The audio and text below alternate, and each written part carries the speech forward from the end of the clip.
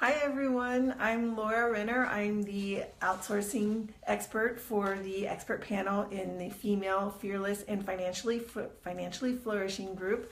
Many thanks to Joe Davidson for putting together this expert panel. And I really hope, and also I want to thank all the other experts who've been sharing their expertise. And I really hope you're getting a lot out of listening to these experts and learning from them as they share their insights, because they've been sharing some really powerful information. And so today, I've been talking about outsourcing, delegating to a virtual assistant, what types of things can you outsource, how do you outsource, and things like that. And today I'm going to talk about this concept of time versus money, but add a caveat of energy. So today we're going to talk about time versus money versus energy. So this all starts with that paradigm that many of us have heard, time is money, right? Well, what does that mean? And I tend to see it as you basically have a choice between time or money. Excuse me. You can save time, and to do that you spend money, or you can save money, and to do that you spend time. But let's talk about that for a little bit. So money is something that's tangible. We can feel it, we can smell it, we can hold cash, we can check our bank accounts and see our balances and things like that. We don't really do that for time.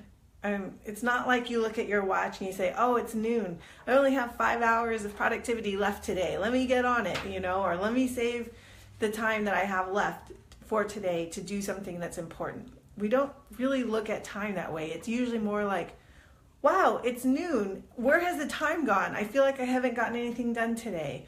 Or, wow, I've gotten so much done. I'm just checking things off my list. And so time is more of an after the fact sort of review, whereas money is more tangible and more present, and we tend to focus on it. Because of that, we can focus on it more. So because of that, when we're running our businesses, we tend to focus on saving money and therefore not focus on saving time, because it's tempting, right? The money is tangible, it's there, and we feel like we need to save it. And therefore, if you're not going to spend money, what do you have to spend? Time. But there's another thing to think about, and that's the cost of energy. So the example I want to use is cooking and washing dishes.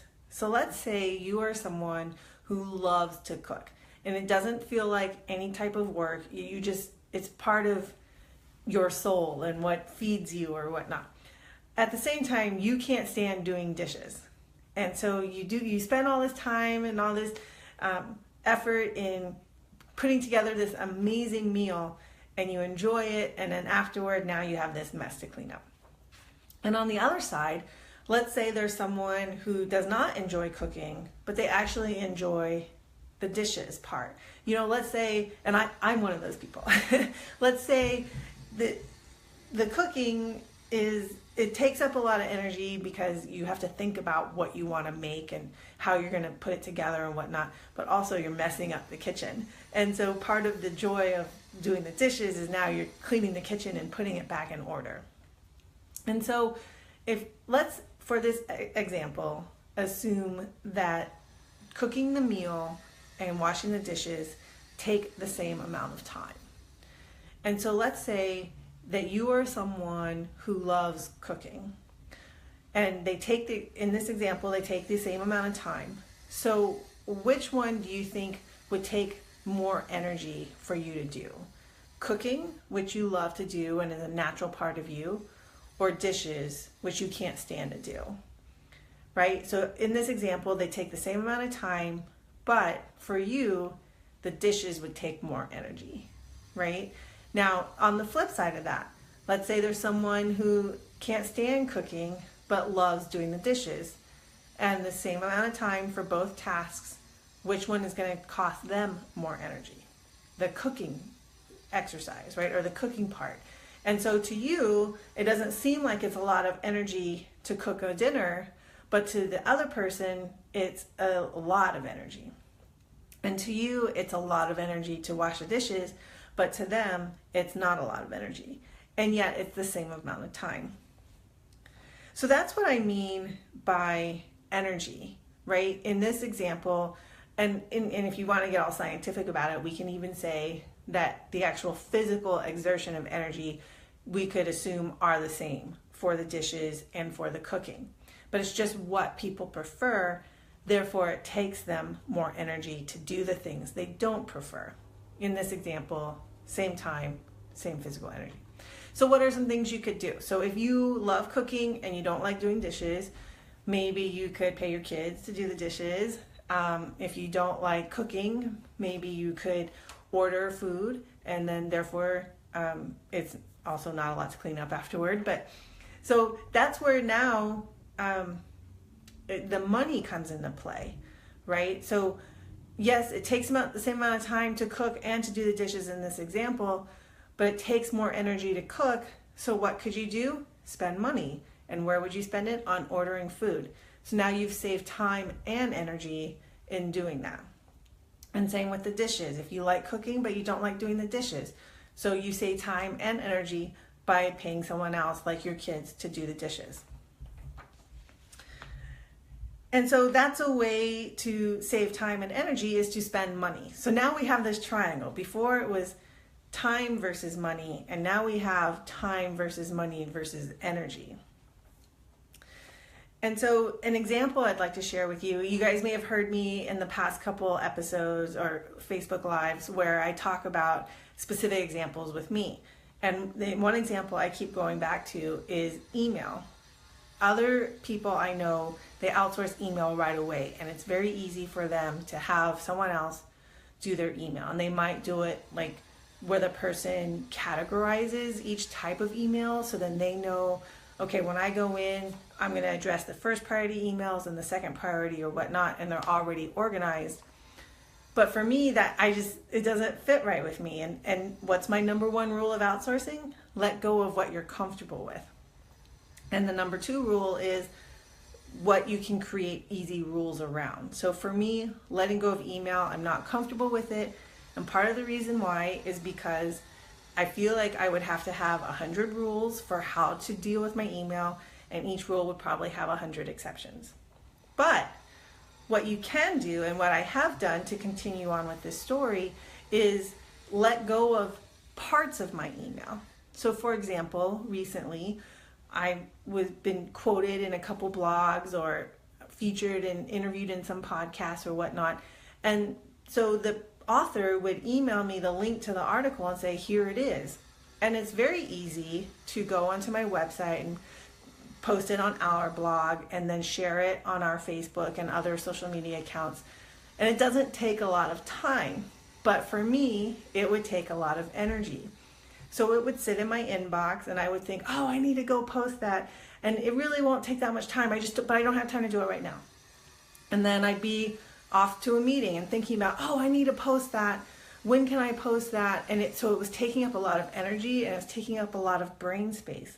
So recently I brought in someone who is an established writer, and I simply gave her access to everything. And now when I get an email that says, you were quoted in this blog, I send it to her, and she takes care of putting it on the website and sharing it to our social media. And it's so much easier. And again, it probably takes her only 5 minutes, but it's less energy for her to do it than it is for me to do it, because it's just something that I am not good at or don't enjoy doing. In going back to our cooking and dishes example, it's cooking for me. I don't enjoy cooking. And so, but for this person, she enjoys cooking, and so she's able to do it very easily. And so that's the example. Now, to tie that into what I've been talking about, so one, I was comfortable letting go of someone else posting on our blog. That might not be something you're comfortable with, and that's okay. Figure out what you're comfortable with. Then we were able to create pretty easy rules around it. It's basically, when I send it to you, post, and make sure you're posting a couple times a week. Like, don't post them all in one day kind of thing. Pretty simple. So we create what I call a set it and forget it system. And there are 3 components to a set it and forget it system. The first is triggers, the second is tools, and the third is actions. So in this case, the trigger is me forwarding her the link to the article where we were highlighted or quoted. The tools are, she has access to our website so she can create the blog. She's an admin on our Facebook group so she can share it. And the actions are that she writes in a way that we are comfortable with for her to highlight that we were featured in this article or blog or podcast or things like that. So that's our set it and forget it system. Very easy for me because now basically what I've done is switch to having someone deliver our dinner whenever I send an email, right? Going back to this example of I don't like cooking, so what am I going to do? I'm going to have someone else do it for us. And that saves energy, all right? Because it's not that much time. It really does not take that much time for us to post on our blog and share it to our social media. But it takes a lot of energy for me to do it. So I want you to think about that. So think about going back to this example of cooking versus dishes, right? If you don't like cooking, but you like doing dishes, and think about that they take the same amount of time in this example, how much more energy you spend cooking than you do doing dishes, or vice versa. If you like cooking, but don't like doing dishes, and assuming they take the same amount of time, how much energy, extra energy you're spending doing the dishes versus cooking. And think about that in your business. Or in your coaching practice or your consulting practice. What are things, no matter how small, what are some tasks that you do that you feel like take a lot more energy than they should? And are you comfortable letting go of them and creating easy rules around them? And if so, can you create a set it and forget it system to let someone else do it so that it's off your plate, it's out of your brain, and therefore you have more time and more energy to focus on your zone of genius, which then results in more money. Let's see, I'm checking my notes here. Yes, so while we have people watching live right now, do you have any questions or comments that I can answer? And while you're getting those typed up or whatnot, I'll share with you that if you would like to talk to us one-on-one about set it and forget it systems or how to outsource and what to outsource or whatnot, please go to our website. It's www.freedom-makers.com, makers with an S, freedom-makers.com. And you can schedule a call. That's the easiest way because as I've shared on these lives, I'm not so good with email. So the easiest way is to schedule a call and we can talk more about what you can do in your practice to outsource to a VA so that you can save time and save energy and therefore you can make more money. Hi, Anna. So Anna is actually the person who I was just talking about in our marketing example, how Anna has been taking that off my plate and saving me a lot of energy, and therefore I have more time and more space to handle our business. Thanks, Anna. Thank you very much. All right, well, with that, and after you've viewed this, and if you have other questions, feel free to type in the comments. We'll always respond. And also you can schedule a call with us at freedom-makers.com. Have a good rest of the week and weekend, and we'll see you in 2 weeks. And be sure to check out the other expert panelists. Thank you very much. Bye.